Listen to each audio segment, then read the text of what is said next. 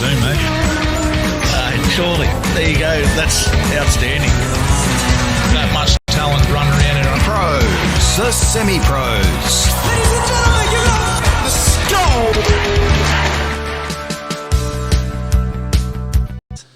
Yeah, good. Up and down the 18. Yeah, the grass is growing, but yeah, I thought you boys would have been smart and got a cart last week or something.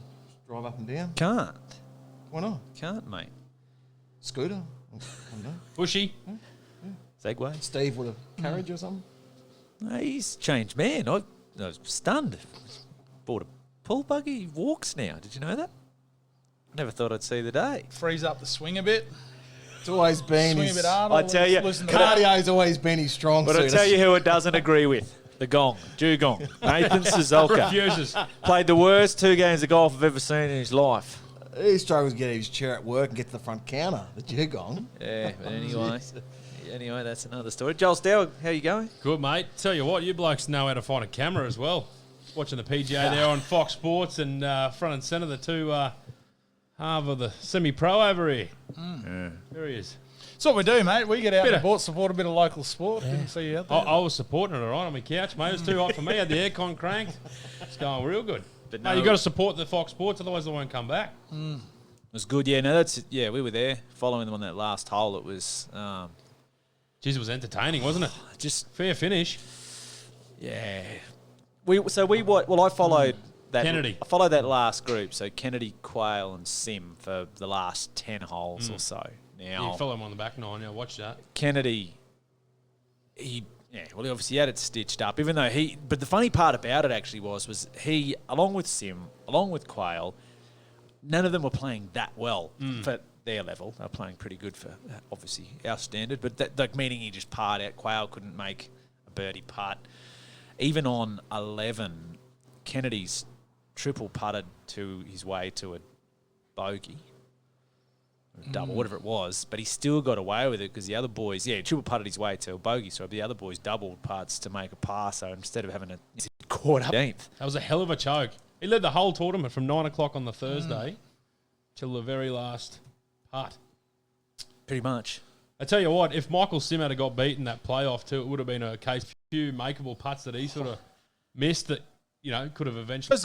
Like the greens are difficult up there. Absolutely. The fairways are fairly narrow, and when you get in the good, so especially really and it ordinary was stuff. Did you boys find out where his lies? What was the biggest thing? No, seriously, the big 3 putt from about 5. difference. That's what I'm saying. once you boys going to trouble your No, police. like Steve, remember we watched that shot and we've gone into the trap, so the sand bunker there, and he's got a pretty good lie for a bunker. Like he's, for you'd be just jumped in the sand and just What about the one that Sim hit from behind that tree? He's put it out on the fairway and then banged it within about 5 foot of the hole. You thought, here's the end of this, that helped when Arnold sprayed his approach. Yeah, that's the true. long Yeah, grass, so yeah. he knew he could punch out then because Arnold wasn't going to But that's probably sink it. But I suppose it's like any level of sport you play, isn't it? Obviously, they consistently do things better. Like they're I'll give you an example. This bloke's best shots are as good as theirs. But the problem is they do their consistency, obviously, and the way they get out of trouble. That's and same as any sport. That's where playing cricket and goes against Toowoomba the next level. Like you just don't get those opportunities at basketball, boxing, any sport. It's not necessarily that certain Their skills. good's a lot gooder And consistently. And more often. And their bad's nowhere near as bad. Yeah, exactly. So, but no, isn't it good for Toowoomba? We talk about how having events like this here, and I loved having James Nitties on the show last week. He was awesome. He really wrapped up Toowoomba, and I'm sure he didn't know what I did or thought, everyone's just saying it, because obviously my job to promote Toowoomba, and I obviously love it. But the way what he said about it, I thought was fantastic. Said, exactly. They travel around and just go to the servo, the Ampol, and get a pint of Coke. So they enjoy it. Yeah, get out and about. Bit of something for the city here. I'll have to put this on silent. Yeah, no, it was great. And it was the calibre of players. I didn't know till after the game when we looked up Sim. And like in 2009, he was the 34th ranked player in the world. Yeah. Oh, really? Yeah, he was number 34 in the world. He'd played. There was an encyclopedia of knowledge getting around in a cart up there. Who let us know he's gone head to head with Tiger in the same group on the nationwide tour over there. I think it was. 7 times, and he's beaten him more times than he's lost. Fair dinkum. Okay. Head to head in those rounds. So How he's good- a how good- legitimate player. Yeah, there's, you How good can't was the story of those not two what coming he down the is. playoff too? They're their Best mate. of mates and He drove him home. yeah, So Sim unbelievable. and Arnold are like best mates at each other's weddings and stuff. And then no matter what happened, they They roomed together Sim- all week. Sim was because they've got the Queensland on this week, which they're both playing it at Sunny right now. Coast, yeah. Yeah, so Sim's they were travelling in the car to get home straight after the Any event. chance they struck a deal before the first playoff? Huh? No chance. Went 4 or 5, didn't it? And Sim said, We'll go 50-50. Yeah, whoever wins. I would have just ridden the $22,500 winners check in my lap, just sitting riding shotgun with it. he probably No, did. you wouldn't have. You would have put it straight through the TAB. Straight upstairs. Straight on banging on the next quaddie. Geraldton. No, but anyway, it was a good story. It was a really good event, and they have four hole playoff promoters dream, and who would have thought it would have come down to that seriously, because it was Kennedy's tournament. He had one hand and 4 fingers around the trophy Yeah. all day. How many more years Toowoomba got it for? We got it for a bit of a deal? I think they're obviously just in negotiation for Yeah. for next year. As far as actually, there was, well, you mentioned there was a story in the Chronicle which I didn't actually get around to reading, talking about just obviously plans or preparations getting set for 2021. So it's been here 11 years. They had initially they had a 10-year contract, Yep. which is up Yep. last year. So I don't Yep. know whether he obviously didn't do a long-term deal yet. But the way the course looked and the way the groundsmen and curators had that, and all the staff had the it looking like it Rain would have come only just at done- the right time, Oh, didn't it's it? perfect time. Yeah. Yeah. Yeah, So planning already begun. Thanks to our friends at the Chronicle. I'm reading from here at the moment. Beautiful. Planning has already begun to help take next year's event to new heights. This year's 11th successive tournament, etc., etc., etc. So it looks as though they're in planning, obviously, for next year. So just quickly reading that story as we talk. So, but yeah, so that's the idea. So, but here's an interesting one, Steve, for us. Brittenell said a remodelling of the par 5 10th hole is among incremental improvements planned for next year. Oh yeah, that's right. They're moving the green. Yes. That'd be good if they could make it flatter. So anyway, so that was all. Yeah, great to see that. Now, guys, only I want to talk about is all before we've got a big show tonight. Martin Ford's going to join us shortly, the Mountaineers' new coach. Great story to talk about there. But elite cryotherapy, our elite cryotherapy poll. I spoke with Leon Spain during the week actually as well, and also for those interested in elite cryotherapy, he's going to have a giveaway each week there for us as well. And each of our guests will have the opportunity to go down to elite cryotherapy. Check it all out down there. So thanks to Leon and his team there. But our elite cryotherapy poll this week. Now you would have seen this story. Now we all follow the footy. There was a story. Someone broke some sort of story that 2023, the NRL will expand a second team into Brisbane. So it's often long been talked about, obviously, with the Broncos and having a stranglehold on Brisbane, and should we or shouldn't we? So we threw up the poll. Quite a few responses to it again, but anyway, it ended up 61% said yes, that there should be a second team in Brisbane. 39% said no. Now, before I go to you boys, I'll read a couple of the comments. Nick Lindenberg said, bring back the Crushers. I'm with him. Adam Marjoriebanks, the second biggest rugby league city in the world, should definitely have another team. People should be able to go and see top-level game of rugby league in Brisbane every week. It's ridiculous that we don't.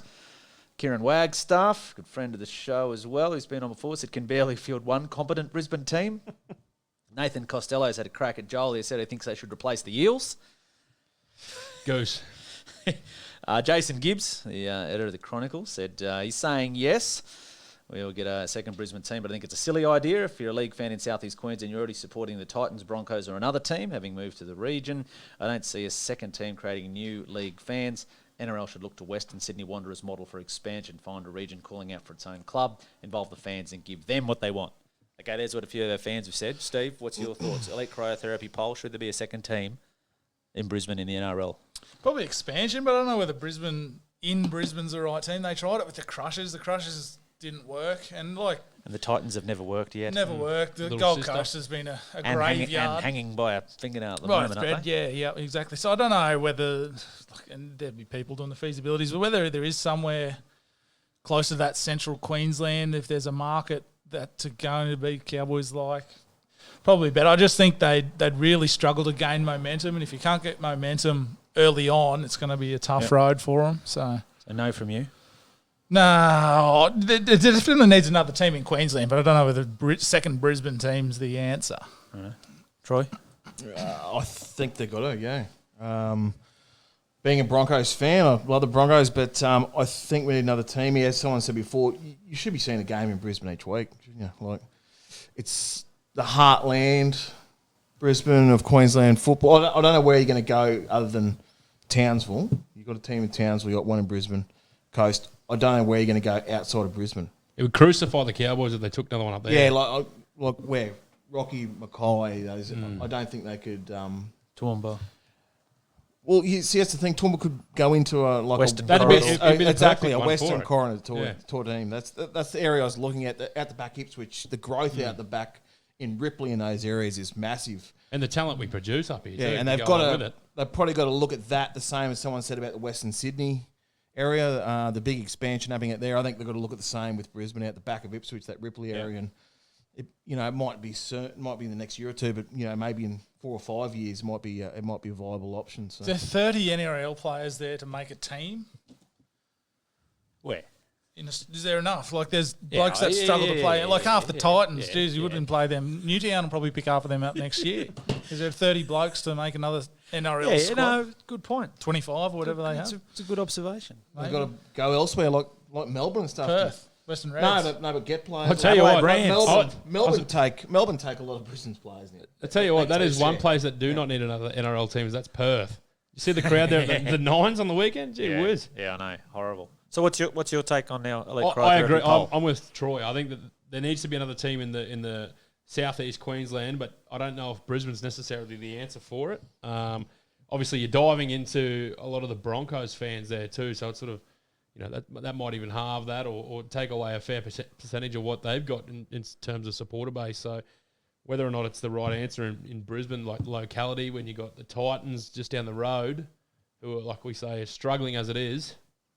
Yeah, I think it's got to come a bit north rather than down in Brizzy. But certainly I'd love to see another Queensland team. But again, you don't want to see a bye round, do you? So are they going to bring one or are they going to bring two in? Yeah, I don't know. So my take on it's the stupidest idea I've ever heard of. Ever. That's a big statement. Massive. There's already 2 teams in Brisbane, Broncos and the Gold Coast, essentially in the southeast that pocket. Secondly, how many teams are in Sydney? About 45 in the space of about 6 minutes of each other, and that's going good, isn't it? I'd bring one in still. Well, look, aren't they saying that's what the problem is with Sydney? Because there's too many teams, they're too close together, and Do you relocate a Sydney team? Bring back North Sydney. please. You're saying there's that many Sydney teams? Not the New South Wales Rugby League make the anymore. hard call and say, look, See you later, Manly. here's it going. Bye. Please. They already did. They tried that with Northern South Eagles. and who South merged with, but then they bailed and wouldn't make that happen. Who were they? Someone. But anyway, South got cold because they said no, we're not merging. No. Northern Eagles and How's the Bears going? North Sydney and the Eagles. Enemies. Made them join. Anyway, that's our Elite Cryotherapy poll with thanks to Elite Cryotherapy. Pop down to Leon Spain to the team there. You find them in the Newtown Shopping Centre. We'll take a break on the Semi-Pros. Coming up next, special guest Martin Ford's going to join us.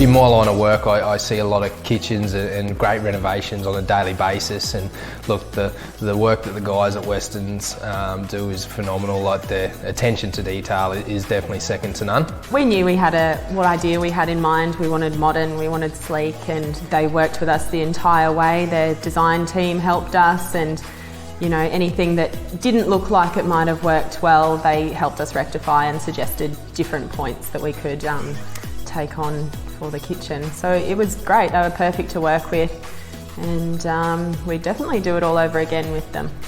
Bathrooms next.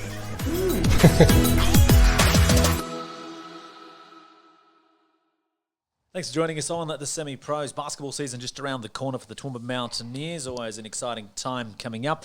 New man at the helm of the Mountaineers this year is Martin Ford. Joins us in the studio. Marty, how are you? Yeah, well, thanks. Excellent. Great to have us. Now, just exciting opportunity for yourself taking on the reins here of the Mountaineers in a pretty exciting season for this competition and basketball in general. Yeah, I'm fortunate enough to be able to come up when the whole changeover with NBL 1 has happened, so it's a really great opportunity. The team you've had to build nearly from scratch? Yeah, basically we've gone back to the drawing board and opened up the floodgates to see what local talent, juniors we've got, and see what we need to plug the holes with. So what have you come up with? Without giving too much away, the first task is working out our actual style of play and what will work, considering what the actual QB outputted last year. So I knew I had a few bigs that will actually, I suppose, become available for me. So it made my job then to go and make sure that we get a good point guard who's solid, and then also a good slasher. So we did that with Jeremy Smith, which we've just actually announced. Yep. Good 6'4" point guard, really does a great job he can score at any time he wants. Yeah. He's got the ability to create play and to bring others into the game. Really solid player. He's doing really well in Europe at the moment. And then we've got the David Shepherd too. He's our 6'7" guy that can absolutely shoot the hell out of it from the arc, averaging 45 at the moment, 45% from the arc in Portugal, and he can also get to the rack. He's a big boy, big body, strong. What challenges do you foresee coming in as a new coach, new group of players? Sort of what are you going to rely upon to really build that base around for the team? Yeah, good question. I think it's really...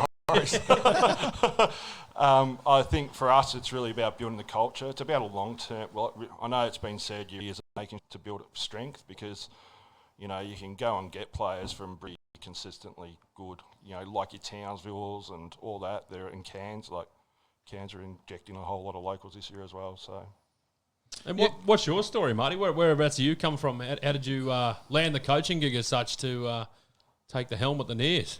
Yeah, I was up here in 2016 with Anthony Corcoran. So I was his assistant up here then. And then in between from that, I've been down in Melbourne coaching in the Big V. So we did all right. I played a bit when I was a junior in that and early adulthood.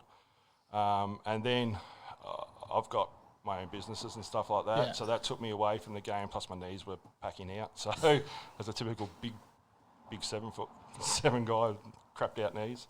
But from there, it really was, my interest then came back into it. I was always involved on the outskirts, but not really much. I did a lot of junior coaching and stuff like that. Then once I had kids, and then my daughter got involved, she goes around all right now, and then I just slowly got dragged back into it that way, really. So as doing senior programs, it's only probably the really last 6 years. Yeah, for sure. And this would be, now this has evolved into the NBL 1. This is sort of the pinnacle level that you've sort of been operating under. Yeah, absolutely. It is the pinnacle now, and from even talking to a few NBL coaches, it's really good that they're starting to focus on this league now to actually recruit out of for players and that. So I'm really lucky to be involved in a program that is actually a pathway for kids and for new players into the NBL. Is that the idea of the NBL 1? Like it from the outside looking in, it's a different name for what was the same at QBL, or is it something that the NBL now have taken more of an interest in, or is that they're promoting more of a pathway with that? I know NBL 1 was down in Victoria last year for the sort of inaugural season.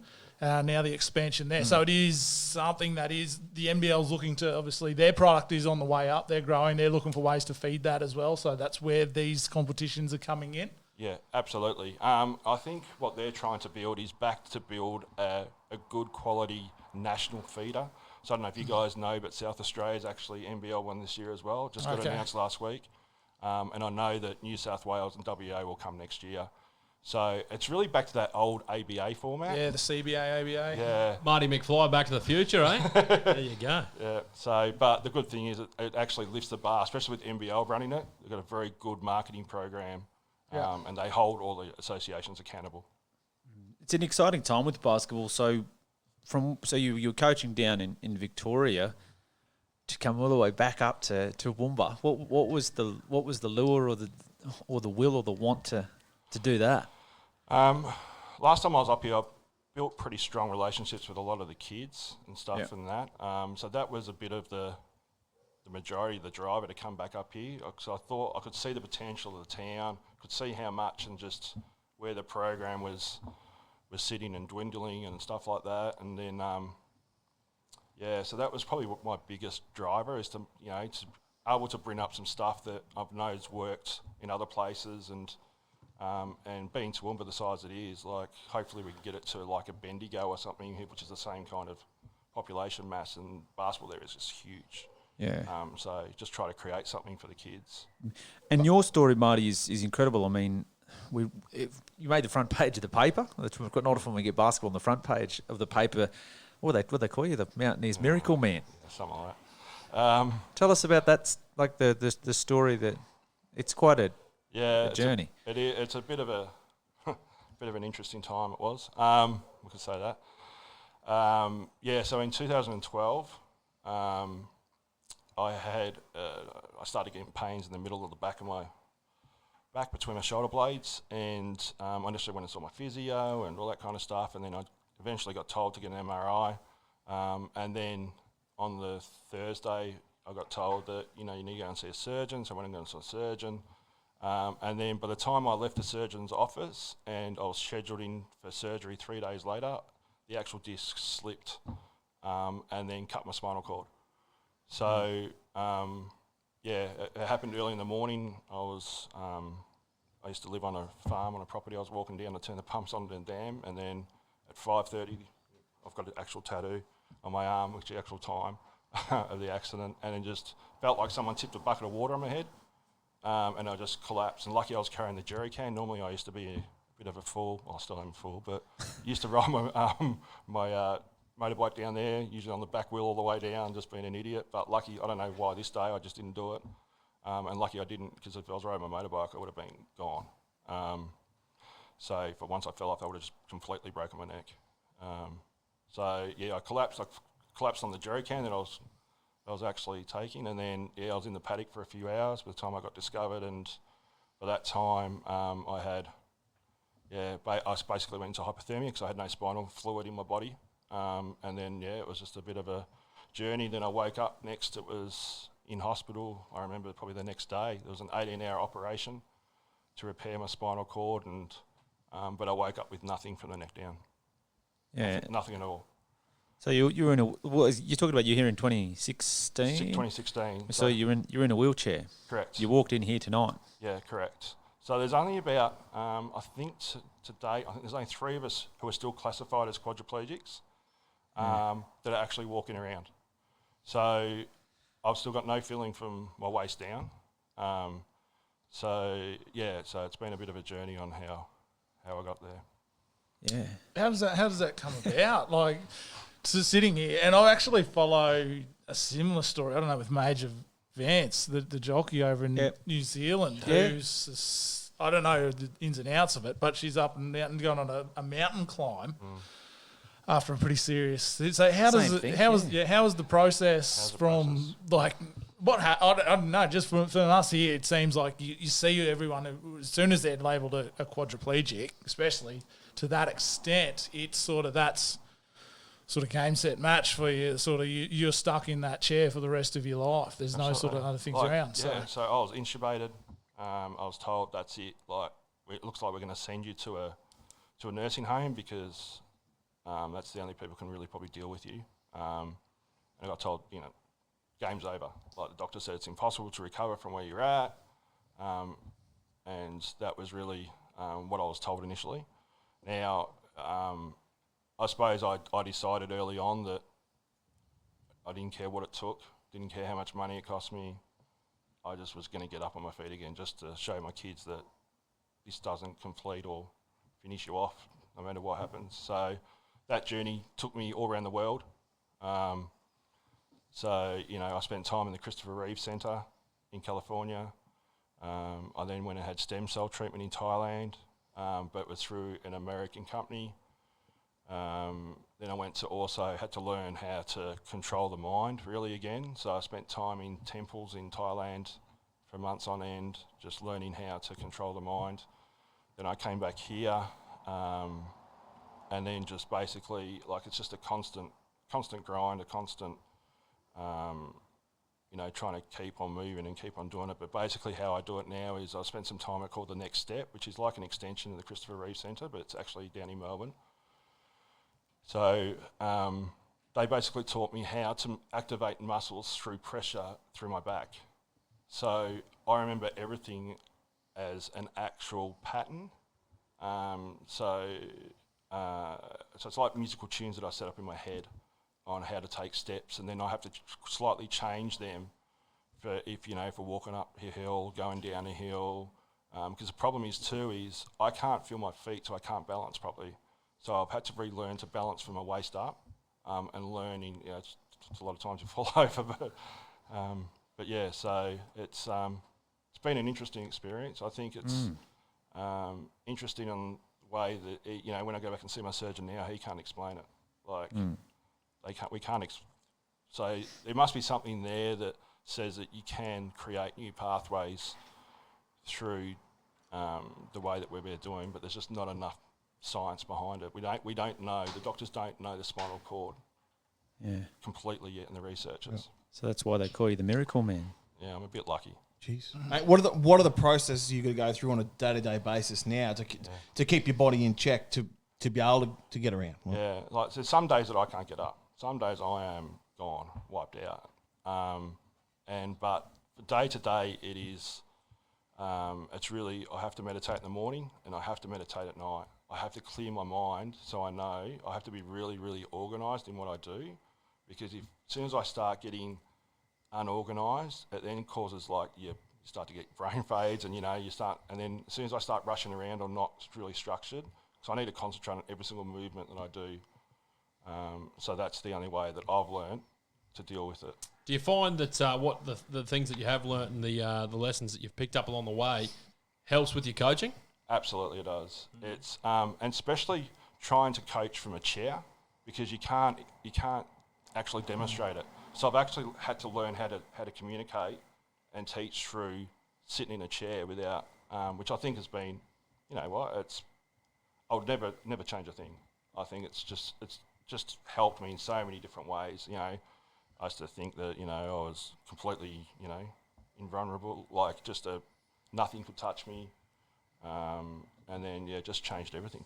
Everything. My whole life just completely changed. You think I suppose for all of us involved in sport, you look at basketball. You grow up and you think of basketball like Michael Jordan jumping through the air or LeBron James doing what he does. But when you think of the journey you were on, do you think it's just a game? And is that another way you would adapt to the way you coach people and to be involved in it? I mean, it's just when you're talking about life, it's just a game. It's just a game. Yeah, correct. That's probably a really good analogy. Yeah, it is. It's just. I think though with a lot of it is if I didn't have that sporting background as a kid, that competitive thing, I would have given up that many times, during rehab. It just, when you've got someone else feeding you, wiping your backside, it is just so humiliating to get to that stage again. And then you have to rely on every single other person to do everything for you. And I think that was a massive learning curve. It put a lot of things into actual perspective on life. When times get tough now, I'm a lot more blasé, I suppose, about it. Because I know there's always an answer. There's always a way around everything now. It's just finding that way around. Now, we could probably talk to you all for a long time, but you're going to go and coach a team. So finally, I guess on the court this year, what can people expect from the Mountaineers. What's your expectation? What can the city expect from the Mountaineers in the NBL 1 in 2020? Yeah, I think you can expect to see a really exciting brand of basketball. We're going to be really up the floor, fast-paced, which will be a really good brand of basketball to go and watch. I think we'll be very competitive. We've got some big announcements to come probably in the next few days. We're just finalising them. Players-wise? Player-wise, yeah. Player-wise? Players, yeah, which are... Multiple. Yeah, which are... look, I'll actually lead you into it. They're actually fringe NBL guys that are actually in the system now. Wow, yeah. So that's what this competition attracts, which will be great for the town. I think we'll be competitive. I'm not going to sit here and say, yeah, absolutely, we're going to make finals. Absolutely, we're going to win the championship, because that's unrealistic, I think. I think for our group, we're just going to be trying to make sure we're competitive. Oh, we can do it. That's what we want to hear. Yeah, we can do it, but I just don't want to get everyone's expectations to actually be there. But that's our goal. Our goal is to make the finals, and then after finals, and once we get there, it's a whole new season, really. Okay, so finally, I guess, so we're in pre-season at the moment, trials, or when do we tip off and all that sort of jazz? So our first, we've actually got 3 games in 7 days to tip off. So we've got probably 3 out of the top 5 teams. So on the 24th of April is when we actually hit the raid. So we've got Rockhampton on that Friday night, and then we go to Mackay, and then we've got Mackay. Then we fly home, and then we've got Cairns as our first home game. So, and I know Cairns is loaded, so which is another good thing, that locals can actually come and see NBL players. Yeah, exactly. Speaking about locals coming to see and home games, mate, we're going to get a start again on the commentary bench with the big man over here filming the show, Big Zach. Does a wonderful job, obviously, as you can see here. Are you going to put a good word in for us? Or Absolutely. I hope you guys can do it. Did you catch us last year? I watched every single live stream. There you go. Don't tell him, but we've actually been invited, but he's been cut from the yeah, exactly. Oh, so we're already on, Ali. Yeah. Contract signed. Good money this year, too. Yeah. Typical of you blokes, I tell you. Yeah, we had played a couple of snakes and some Cheerios. double up on them. Good time. No, but exciting. And last year they were thereabouts. Just struggled to get over the line on a number of occasions. So hopefully that's something we can see on the other side of the ledger. 2020. Absolutely. Yeah, so we better let you go because I know you've got to get to training and important duty. So, but thanks for dropping in and sharing. I mean, quite open and sharing a lot of your story. It's obviously, as I said, kind of did a great big article on it going back whenever it was, and it's an incredible story to listen to and hear to, and let's hope that the players can take some inspiration out of that and perform for you on the court. Yeah, appreciate it. Thanks guys for having me. So it's Marty Ford joining us there, so stay tuned with the Mountaineers. Big season coming up for them. We'll take a break. More on the semi-pros after the break.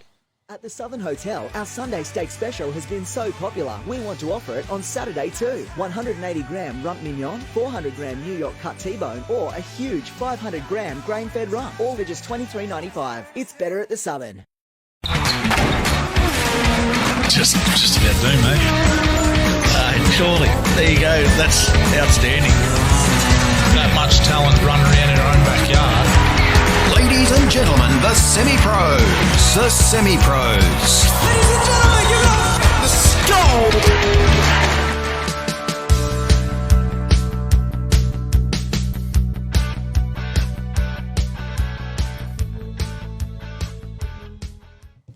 Welcome back to the show. Yeah, big season coming up for the Mountaineers. We had a bit of fun on the sidelines last year. Yeah, it was great. It was great to be involved in sort of, we'll see all the home games and the capacity. And you did mention some of the talent that comes through with these other teams, and particularly those northern teams, but guys like we just seen Will Magnate dominate the NBL. That saw him play up here, and he was the best player by a mile that come up to play in that league, and it was sort of, I looked for a market for the NBL's most improved at the start of the year, but they didn't put one up because he was a red hot. And you hate waiting to collect. You hate waiting a long time to collect. Very impatient. But if you're getting 7, 8, 9, 10 blokes like him playing spread around the league, how good's going to be? And you're going to get it's going to get the word around like people in Toowoomba. They're going to come out and they're going to bums on seats, especially if Toowoomba are competitive as well. So I'm looking forward. It'll be great. Yeah, no, look forward to it. No, it was great to be on the sidelines last year. As I said, shout out to Zach Ford and the team Digital Dynamics. Did a great job.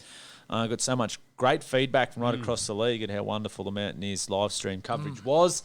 when it was interesting when John Gouldson rang me and asked, I said, I don't know. I said, I'll see. I said, I'll ask Steve, and Steve was keen as mustard, and we sort of went from there, and we all took it on board, the four of us, and It's good fun, wasn't it? there were some games. Talking some absolute There garbage were amongst some us. games we had to, because we were towards the end of the year, it deteriorated a little bit, and but that's all coming up. Should be good. So it sounds like we're back on board there for this season. So I look forward to that. Righto, let's move forward on the show. Southern Hotel, the shot clock. Now Southern Hotel this weekend, they've got the big Fury Wilder fight, and we'll talk about that in a moment. Gee, hadn't that created some interest? But that's on the big screen there. Home for live sport, Southern Hotel.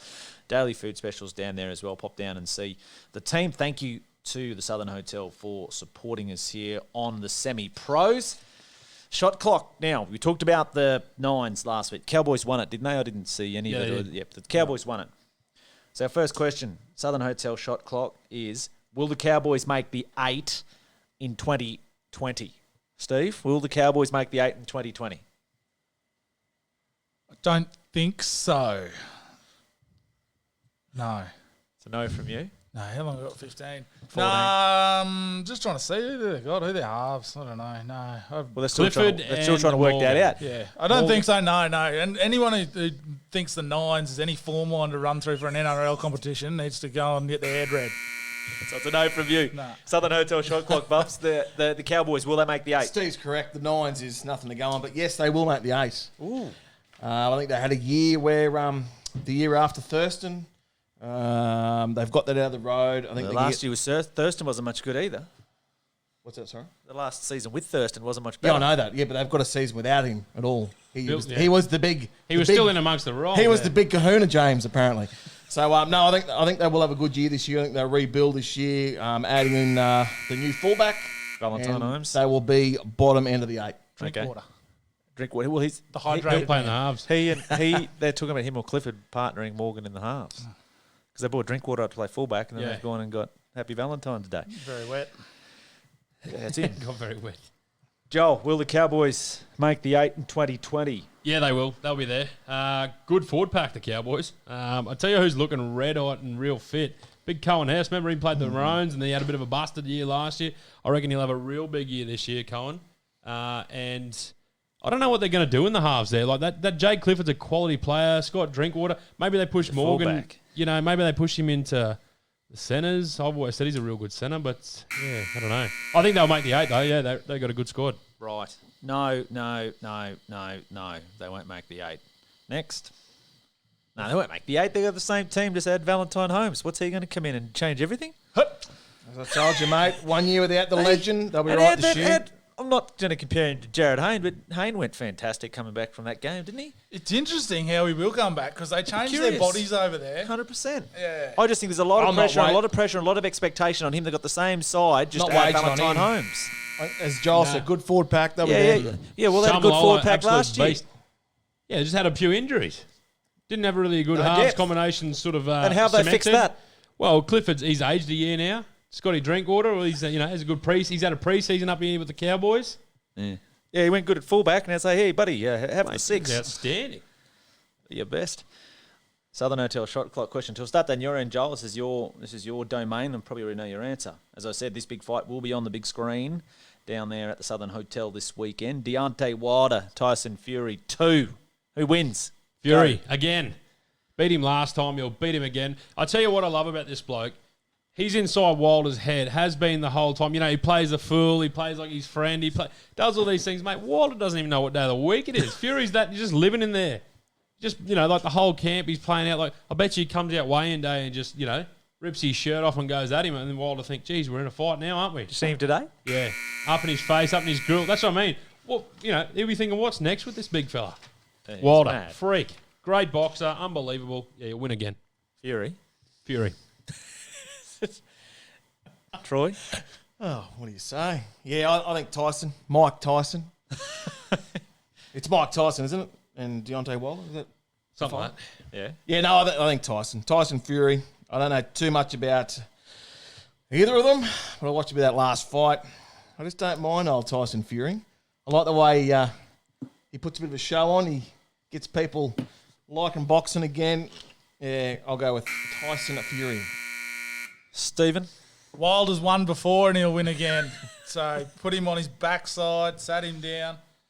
He'll might have taken him a little bit for granted last time, so Wilder will be too big, too strong, and Tyson will be furry, not fury. They're both undefeated, aren't they? Yeah. Yeah. Yeah. Because Just that's the what's draw? draw. Yeah. Yep. Yeah. Somebody's has got to go. It might be another draw, mate. I think Fury will win. I think he won the last one as well. And if Wilder couldn't beat him then, Exactly. drop him, and I don't know how he'll do it this time, to be honest. I think Fury will beat him comfortably, actually. So do I. So get all you get can. $2 about it too. Put all your money on Wilder to win, obviously. Did you guys see when he got to the States and he got off the plane in his suit with his Pictures of him on it. himself all Yeah. over it? It was unbelievable. Unreal, wasn't it? I'm very curious to see what he produces at the weigh-in as well. So should be interesting. Great personality. We're talking basketball. It is NBL finals time. Game 1 tipping off Friday. So we have Perth at home to have home court advantage to Cairns, and we have the other series between Sydney and someone. Melbourne United. After, remember I said they've snuck into the 4. So Southern Hotel shot clock. Who makes the grand final? Which 2 teams are going to advance, Steve? I think it'll be Sydney and Perth, the obvious choices, but I'd like to see Melbourne and Cairns. But I don't know if Cairns can win over there in finals time. Perth, that place just rocks with 12,000 people in it over there. And Melbourne, it's got to be Sydney. Sydney's got a gift wrap there. Sydney's got to beat Sydney as well as the other teams have got to beat Sydney. So, yeah, fair. Troy? The choke's on. The choke's on. Sydney are going down. Melbourne to get through. And Perth, yeah, as Steve said before, Perth are too good. Sydney, they just like to choke a bit. Melbourne v Perth, and Perth wins. Thank you. Righto. So that's it. So you got a Melbourne and a Perth. So everyone's picking Perth thus far on one side of the coin. Joel, who advances to the NBL finals? I'm going Cairns and Sydney. There you go. That'll do you first. And Cairns to win the final. Yeah. Upset. Your price? Be a price, all right. I know Melbourne would be the roughest, but They'd be the roughest result. thus Yeah. far. But I'm with Bubs, though. I think the Kings have got a good choke in them, and I think it'll be on the big dance. I really hope Cairns win, and I really hope Melbourne beats Sydney as well. But I'm with Steve. The only thing that will beat Sydney will be Andrew Bogut's Twitter. It's just Andrew Bogut's ego. Memories can beat them too. yeah, but they've They got a can haunt bloke named Casper Wares. The difference this year. That probably is a bit different. You know, like and there's a few of them playing for their careers. Like Bogut will get Weaver sacked if they lose this time round. He may as well sack himself too, if he can't deliver. Sack himself anyway. The great man. Yeah, true. I'm not going to argue with you on that. Yeah, no, but they've bought well. They're deep as Perth, very, very hard to beat at home as well. It is the obvious one. However, we'll say Melbourne would be a dangerous team to play right now. Melbourne's the team that Sydney didn't want to finish Exactly. fourth, I think. agree. So, I agree. Because If you they said can to them, come out. If you said to them, okay, you can pick Breakers, Melbourne, Bullets. you can play the Breakers, Bullets, or United.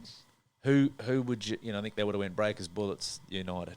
That's the teams exactly. they want to play. Yeah, exactly. No brainer. Yeah. Particularly just because they've got a few guys there that can upset the apple cart. I'll tell you what, we have to mention too, the effort of the Bullets last game was so many dimes. It could be another dime. That was unbelievable what they did. The intensity throughout that game to towel up Cairns, needing to beat them by 34, beating them for 36. Like I was sitting 100 and whatever, cheering. Like that was awesome. All for nothing. Yeah, exactly. For zero. Well, at least they put it on the line, though. At least they got within a shot. You know, They should have. Yeah. They should have done it the week before. That's right. Yeah. And they had their destiny in their own hands. Let's stay with basketball. NBA All-Star game earlier in the week. New format. Don't ask me exactly how it works. I don't even really know, to be honest. But the new format, I think, they played per quarters or something like that. So they played first 3 quarters. So you had to win a quarter. 100,000 went to the charity, whoever won that quarter for the first 3. And then it was your total tally. But the fourth quarter was first to 157. So you had your tally of points. I think LeBron's team was down 6 or something coming after the third quarter. It was first to 154, 157. And how do they work out that number, like first two? I don't know. I don't know whether it works off Averages for the quarter or 30 something? points or? for the quarter or something, they or whatever put it is. or some team needs 30, whatever the other team needs, or something like that. But anyway, Hey, well, you go. that was it. Good, bad. What do you reckon? It was awesome. Like I didn't watch it live. I watched, and I don't. If sport's not live, I don't generally Same. watch it because if I know the If result, I know the result, Yep. I don't. Yeah. But I sat there and it was on. And I was like, oh, great, the All-Star game. And I sat there and watched it. And I watched that whole entire fourth quarter. And they were the best players in the world playing, going Basketball. hard. They wanted to win. Not just open They were defense and this. And I saw the time frame, the score at quarter time, half time was 92 to 83. And I was like, oh, here we go again. And then I sat there and watched it. And that was an unbelievable 15 minutes of basketball or whatever it was. Yeah, you had Giannis going at LeBron. They were all going at each other and playing D. Chris Paul was massive. They have shot clock? Yeah. Yeah. And mate, that was, if you haven't watched it, watch the 12 minutes. Like, it was just The last quarter, yeah. good hoops Yep. to watch. So it's a yes from you. Yeah, Bobs? massive. Yeah, yes from me. Same reason as Steve. Look at that last quarter. I think all the quarters were absolute blowouts. Last quarter was like 31 to 22 or something.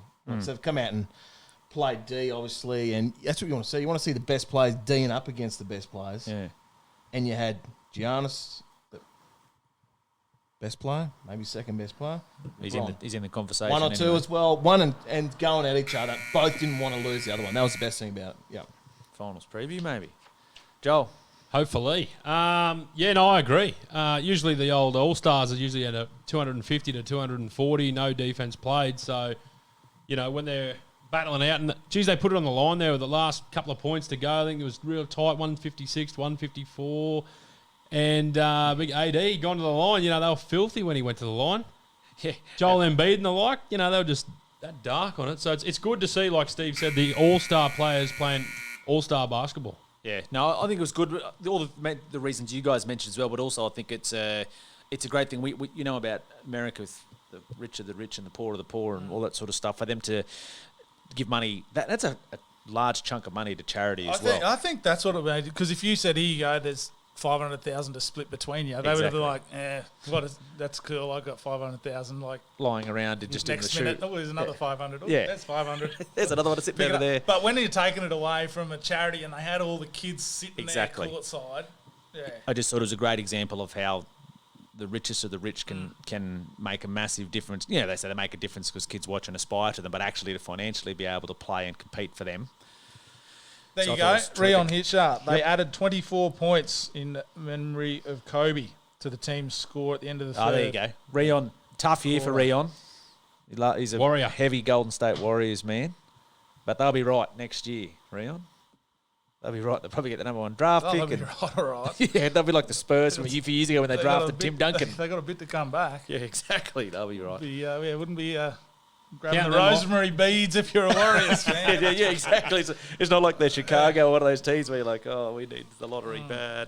So, yeah, thanks, Rion. He tell you what, he knows his basketball, that bloke. So, I wonder, is he still on there? Are you going over this year, Rion? He makes an annual pilgrimage to go, and I reckon he would have been going this year because obviously the Warriors got the new facility at San Fran. Tanking, he said.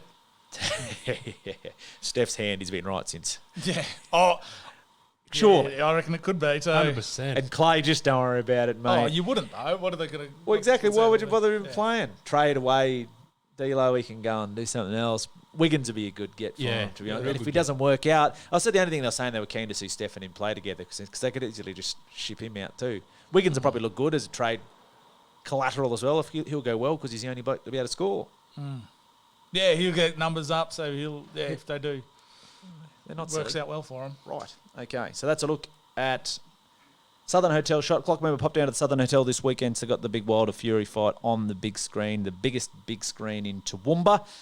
Thank you to the Southern Hotel for supporting us here on the Semi-Pros. We'll take a break. When we come back, we're going to have a look at Hogan's Family Jewelers, Rocks and Diamonds.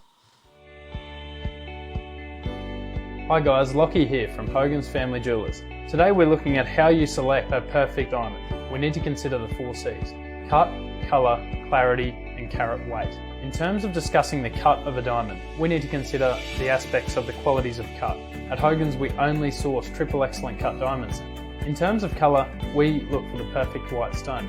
we source stones from a D through to a G in colour, the top 4 colour gradings. Clarity is another really important factor in selecting your diamond. We don't want to look at the diamond every day and see inclusions or marks in the stones that distract from the beauty of the piece. The final of the 4 C's is carat weight. A lot of people believe that a diamond's value is based just on its carat weight. This isn't truly the case. It's a combination of all the 4 C's put together. There's one final hidden factor that I need to discuss about finding the perfect diamond. It's called fluorescence. When she wears the ring in natural sunlight, UV light, where the diamond is supposed to sparkle at its optimum level, you don't want any reaction. You don't want the diamond to go foggy, or a milky colour, or even a little neon blue sort of tinge through the diamond. This is why we only sell nil fluorescence diamonds and make sure that that diamond stays crystal clear whether you're indoors or outdoors. There'll be no reaction to natural sunlight. Fluorescence is one of the largest factors of devaluing a diamond. Be careful. Out there you might find diamonds that seem cheap, but truly they're going to be cheap for a reason. At Hogan's, we prefer our clients to experience superior quality diamonds. We only source the highest grade of GIA certified diamonds. That's the Gemological Institute of America, the harshest grading lab in the world. Some of you may have done some research on diamonds before and may fully understand the 4 C's. But if not, we've got knowledgeable staff that will help you and guide you through selecting the perfect diamond. At the end of the day, it's all about quality, and at Hogan's, we prefer quality.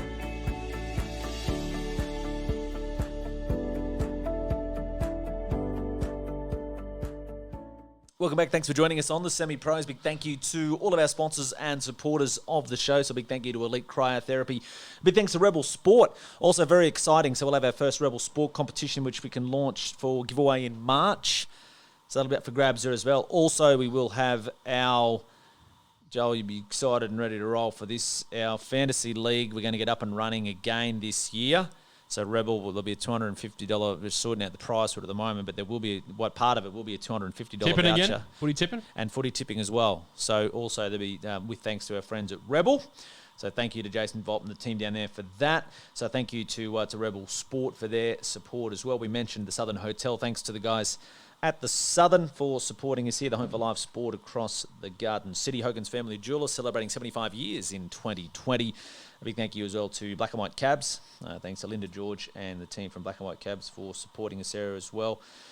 Get Chopped, so the boys from the Chop Shop for their support of the show. And all of our supporting sponsors. Righto, boys, Hogan's Family Jewellers. 75 years they're celebrating Hogan's Jewellers. So you talk about quality. They present our rocks and diamonds. Rock of the week. Who wants to start? What do we got? I'll kick us off. Righto, go. Everyone knows Dusty Martin, the old AFL superstar. Yep. His old man, Shane Martin. He's notorious for knocking around with the bikies and mixing rubbing shoulders with some of the low lives around the traps. Anyway, you know what they say, when you lay with dogs, you're going to get fleas. And Jeez, there's no bikies out there listening to this show. Yeah, good name Steve Glover anyway, if there is. And I'm talking about notorious criminals. Labelling. Anyway, thank you to our sponsors, Harley Davidson. Hell's Angels. Anyway, back to Shane Martin. So Big Peter Dutton's punted him from the country for his criminal activities. So he decides that there's a landmark decision in the High Court this week that Aboriginals can't get deported from Australia. So Dusty's old man has lobbed up to Sydney from New Zealand, because he's a Kiwi, and said, no, my mum lives in Tasmania and she's Aboriginal, so let me back in. Just turned him round and marched him, said, see you later. Big old Shane Martin was real keen to see the old VFL, what was it, the fire...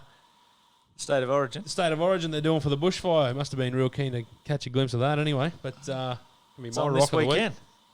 Yeah, well, he won't be there. Yeah. Might be watching it from Rotorua, I dare say. Big Shane Martin. It's all right. Go back, Chrissy Johnson. I'll tell you what, there's worse things to do than in New Zealand. Rosie Myers and the crew. Troy, what have you? My rock this week's poor old... When we say poor, he must have been poor. Poor old Greg Robinson, the Cleveland Browns offensive tackle. He's on a measly $8.2 million a year. Oh, no. So doing it tough. He needed a bit of a top-up, old Gregory. So he decided he might deal in a bit of weed. He's been caught with 71 kgs of it. Jesus, that's a fair amount. 8.2 million worth. Or That's a fair It's a fair whack, isn't it? Maybe that was just his personal loot. You would have needed a few pizzas.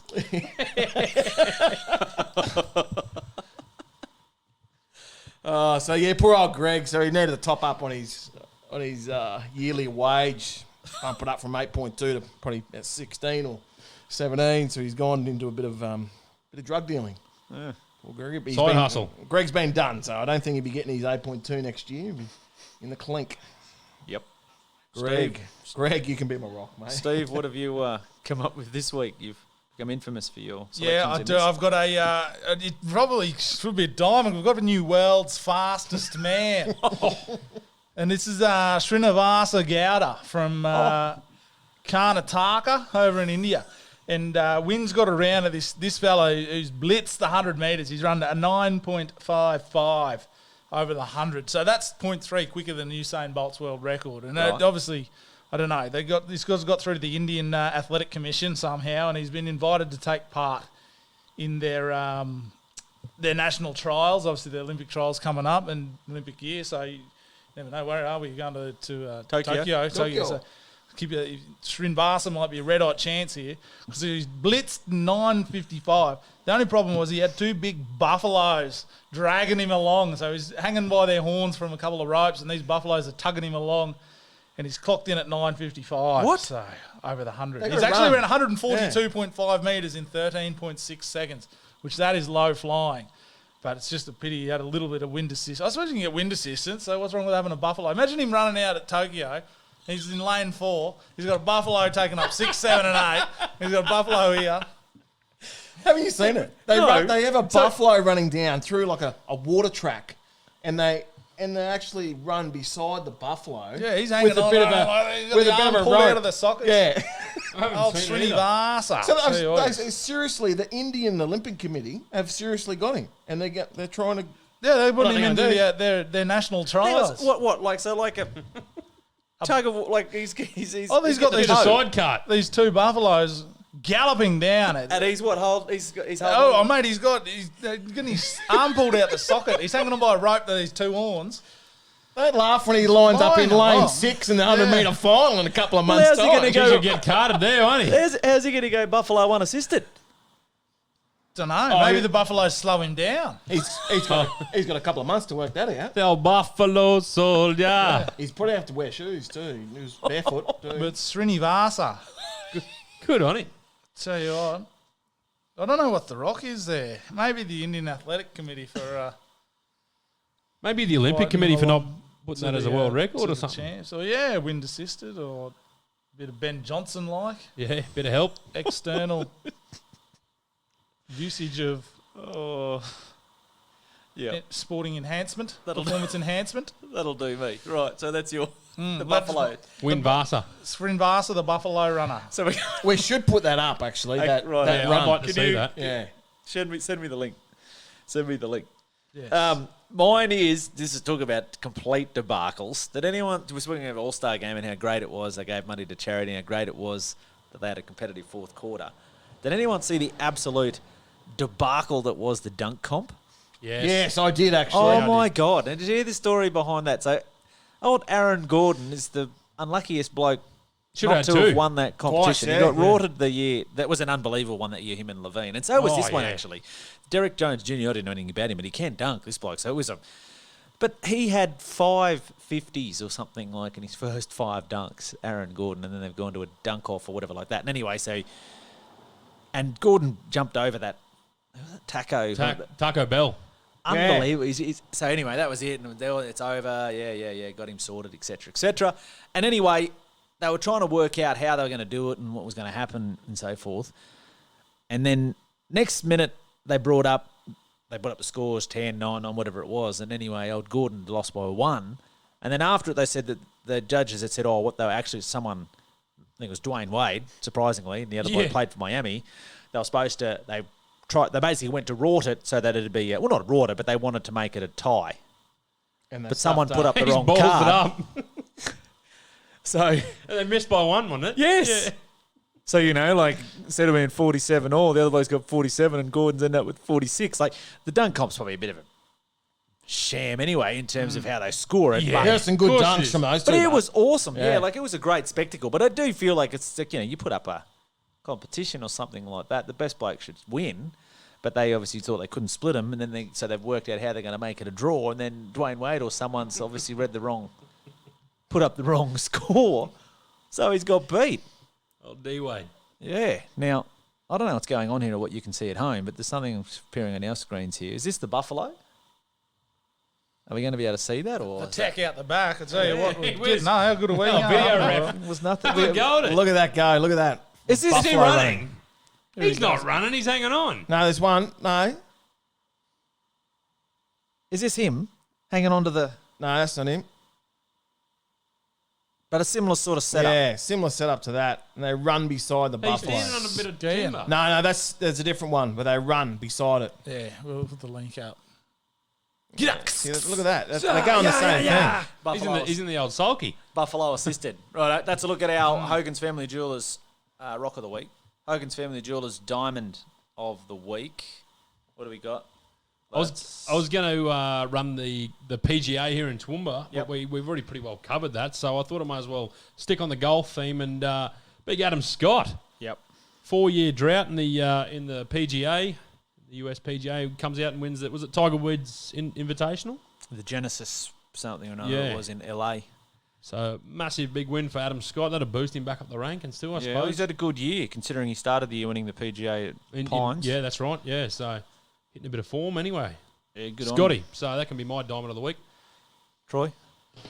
I got Scotty as well. Scotty McLaughlin, the gun V8 driver, driving with the Penske team. Obviously, the Penske team are one of the big ones in the NASCAR. And Scott McLaughlin's gone over to the States in the last few weeks and gone through the testing that they do with the NASCARs. First time he's jumped in one, he's qualified in the top 3 of the testers. First time he's been in NASCAR. This bloke, he's a superstar. I heard Dick Johnson speaking the other day, and he said he is the best driver he has seen ever. He said he's done things in a car that no other can do. So you can see probably Scotty McLaughlin, he'll probably venture into the land of NASCARs in the next year or two. Like I'd Marcus say. Ambrose shoes. Yeah, I think, from all reports, he'll probably be a bit higher than what Ambrose was. Ambrose was good on the circuits, wasn't he? What the similar stuff to the V8s. yeah, They that's said, they said McLaughlin he's just suited all of it, all circuits. So it'd be good to see. Excellent. Steve, what do you got? Yeah, no, Paddy Mills. So on All-Star break, obviously NBA players, if they're not involved, get a bit of a holiday. But Paddy's spent his time, flown back over to Australia and spent a bit of time down the New South Wales south coast in all the bushfire ravaged areas down there, some of the Aboriginal community. So he kicked off down in Mogo on the south coast of New South Wales. Basically, there's people that give their money and all that sort of thing. But I suppose to be able to actually come out here, show your face, turn up, talk to the people, listen to their stories, see those sort of things, helped out with finding some sort of hydro panels to provide clean drinking water to some communities down at Wallaga Lake. Ended up in Cabargo down there, and just see there's pictures of him shooting hoops on it looks like a power pole with a circle drilled to it down there with a few of the locals. So like to be sort of communities which are probably hurting down there, lost a lot of homes and those sort of things. They're getting the money in this, but to have their spirits lifted by someone of that stature to take out, and we would have only got 4 or 5 days off, and it's easy for them. They play 82 games a year or whatever, playing every second or third day. And backwards and Easy forwards. for him to sit there and kick the feet up and enjoy a break, but to come out here is a big effort from Paddy, and I suppose that's why he's got that following. He's like, people know, he would be a household name, and you see the Paddy Mills, and like come to the Olympics, it's all Paddy Mills' team, basically. That's right. Good on you, Paddy. You can be the diamond of the week for your efforts on that. Great nom, because it's good, isn't it? I mean, the Australian players got together and donated money. Like, that's one thing. I mean, as you said, money is not... For these guys, it's a great thing, but it's not, as you said, it's Yeah. it's not going to change their life giving away a certain because yeah, it'll help them there, but it won't lift their spirits or but anything. to be there and Imagine people seeing Paddy Mills walk and through. it wasn't a promotional tour. It wasn't a he just Straight out of his own time. Yeah. So no, he's champion, great ambassador for Australia in general. That bloke. So good nom. I've got Latrell Mitchell. Sorry, I had to forget who I was talking about. Jelly boy. He's copped a bit from us on this show, and probably justifiably so, to be honest, with his protracted contract negotiations. Whether that's his fault or his advisor, however that worked out, but it was ridiculous how that all played out. But did you see? I thought it was a really touching story. And again, you show how Sporting Stars can obviously help those that are doing it tough. Now, there was a video there of a young Aboriginal lad who suffers from dwarfism, and he got bullied at school. His mother put up a video. With the child, I haven't seen the video actually. It probably seems like pretty confronting, but basically with him, he'd been bullied at school and he's quite distraught and saying don't want to leave, etc., etc. Latrell, through obviously this weekend, we got the Indigenous All Stars Maori All Stars game this weekend. Latrell sort of reached out or did a video through with the Indigenous All Stars, sort of sending him a message saying, we're thinking of you, supporting you, and we want you to lead us out on Saturday night at the Gold Coast. So, although that's just a really good, nice thing to see that can happen, and it's probably quite effective, I suppose, isn't it? I wonder what the bullies think now when they see the amount of support that he's got for what they've done. So I just thought it was a really nice touch, as I said, from Latrell to do that, and that kid, that'll be something he'll never forget on Saturday night, getting to run out. Particularly in the headspace that he's in, obviously, as well, exactly, Yeah, now there's been an outpouring of support for him. I see Jonathan Thurston sent a message to him and things like that, so that's really good. So, but for that, Latrell Mitchell, Diamond of the Week, as I said, he's copped a bit from us on the show, but he gets the Diamond of the Week from me with thanks to Hogan's Family Jewelers. Righto, massive weekend of racing this weekend. Got a winner? Somebody got something? Anything? How'd we go last week? No good. No good. Have one winner.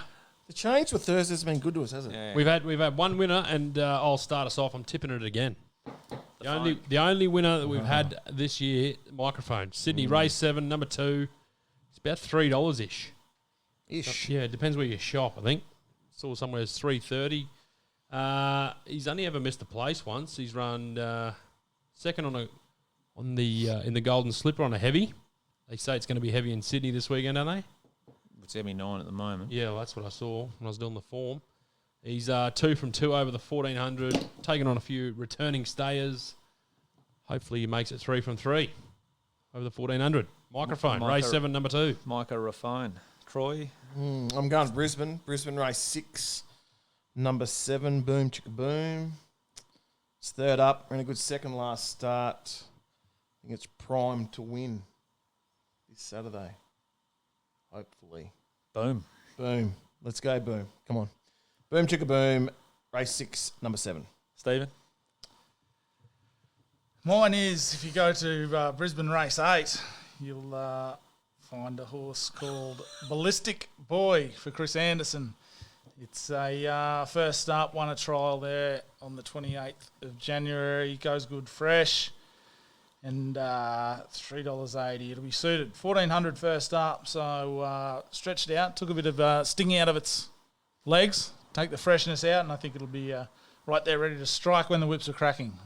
That is Ballistic Boy, the 3 in race 8. Nice, lovely.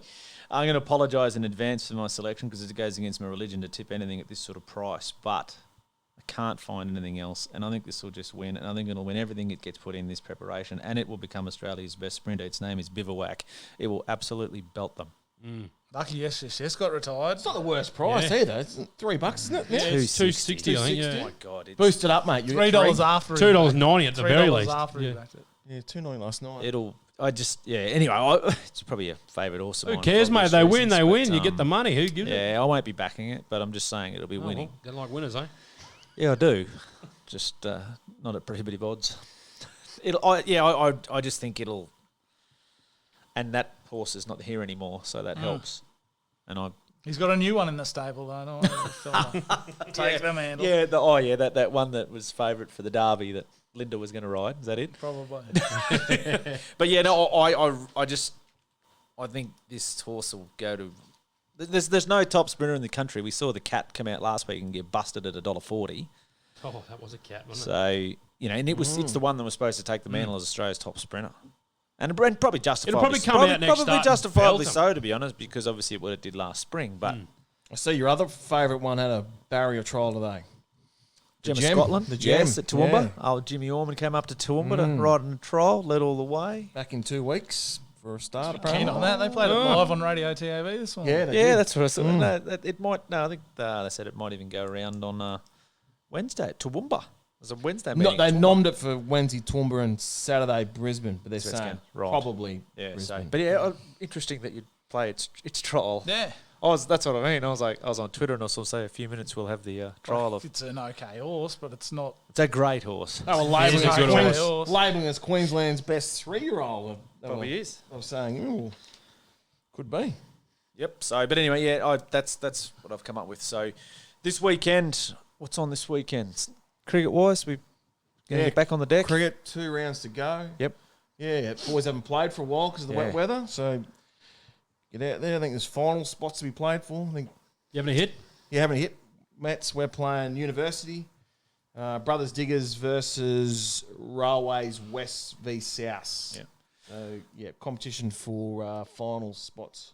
Yeah, so the whips will be cracking, as we said. So again, on the biggest sense, we've got the Indigenous All Stars taking on the Maori That'll All be a good Stars. game. The Gold I Coast reckon on the Maoris Saturday are rolling. night. So that's on Saturday night. We mentioned the Fury Wilder fight that's taking place, of course, on our time Sunday at lunchtime. And rugby league wise, there's quite a few trials, and that are quickly underway. And also next week, I'll be involved with them, I think, on Monday night. The Brisbane Lions are in town on Monday, so they'll take part in AFL Community Camps program. So, Steve, how long have they been doing that for? Coming up here. I remember when I was in primary school. time. Yeah, you were involved with the Brisbane Lions. I've worked with AFL, yeah. So no, they've been doing it. well, AFL does it, like in general, like that. Yeah. All clubs go Yeah, out. 25 years longer, wouldn't it? It would have been late 90s, yeah. Yeah. So, And the other ones still haven't cottoned on. And the thing is, they send their good players. They don't That's right. send- yeah, so they're a part of the launch of the footies back on Monday night. I remember is George Banks. Simon Black and Jonathan Brown coming to primary school. Yeah, one year they brought. They've done some amazing things up here. A public event will take place through the Oz Kick Party, so that takes place as well. So this is all on Monday. So all these great events that are happening. So the Brisbane Lions will be in town early next week. So from 4 till 6 o'clock as well, down there at down near council actually, down at the garden area. What's it called? Can't remember the place anyway. In front of the library. The garden in front of the library. The lawn. I know what they've. Anyway, that's Mayoral lawn. Garden escapes Party. where that location was. Yeah. Square. Civic Square is where that is. So that's happening down there. So Monday, so from 4 till 6 is all that happening. So check all that out on AFL Darling Downs website as well. But the Lions in town early When, next week, so, which is one great. for you down the end there, Captain. When do you start banging the posts in, letting people know that the voting season's on? When do we start? I don't know. I think you start seeing a few Corflute gardens appear over the next 6 weeks. I've been Should waiting. run a competition who can draw the best mustache on James O'Shea. I've been waiting for James. That's illegal though, isn't it? We should let him do a little Manny Pacquiao one or something. Drawing mustaches on the signs and Illegal. It's vandalism, yeah. yeah. It's vandalism. I've been driving past the Funny. roundabout near Clifford Gardens there for the last 6 weeks because I've got things I want it to be heard. I want to have a talk to someone and I want to have a talk to James. And I've been waiting for him to be there, Not a police officer. but he's not there. You see every other council person Where? sitting there. You go in, you can sit on the chair, have a bit of a chat to him, vent a little bit. Oh, at down. You know where it is. Yep. Under the tree. Under the tree. Yeah. Yep. In between the new town and Clifford Gardens there. On your way to. Newy tab. With the expert. To put the quad on, you call in, you can have a chat to a councillor. You dropped in? I've been waiting for you. That's what I'm going to call in. Well, you talk to me every I saw day. Kerry Shine there, and I thought, I don't want to talk to Kerry. No, exactly. Talk to me on a daily basis. So, but no, that's all coming up. Caretaker mode starts on the 22nd. So, yeah, Plenty of golf. there'll be plenty happening. So, if you see my Corflute out there anywhere, please don't deface it. Give him a vote anyway. Needs another job. It'll be you guys who do it. So, But anyway, so that's all coming up. But yes, so the Lions here early next week. As I said, so we've got cricket happening across this weekend. Toowoomba Rangers, Darryl Lucktan and the boys will be out there. They're heading up towards that part of the season. We said pre-season getting well and truly underway in local league circles as well. But plenty happening in sport right across our region and through the semi-pros as we try and talk about as much of local sport and support those around us that are doing great things. So great to have Martin Ford with us tonight. That wraps up the show. Thanks, boys. Enjoy. See you next week. Yeah. What's on next week? Something? We'll find someone. See what Rito reckons you should do yours? Those meet and greet with the people? The Fed. That's where the people are. Yeah, make your old man happy. He was a frequent there, wasn't he? Yeah. Well, I don't drink, though, so that might... There's a Couple of soda waters, mate, you'll be right. few opposites between me and him. That's the semi-pros for this week. Thanks for joining us. We look forward to your company again next week. Just about do, mate. Surely. There you go. That's outstanding. That much talent running around in our own backyard. Ladies and gentlemen, the semi-pros. The semi-pros.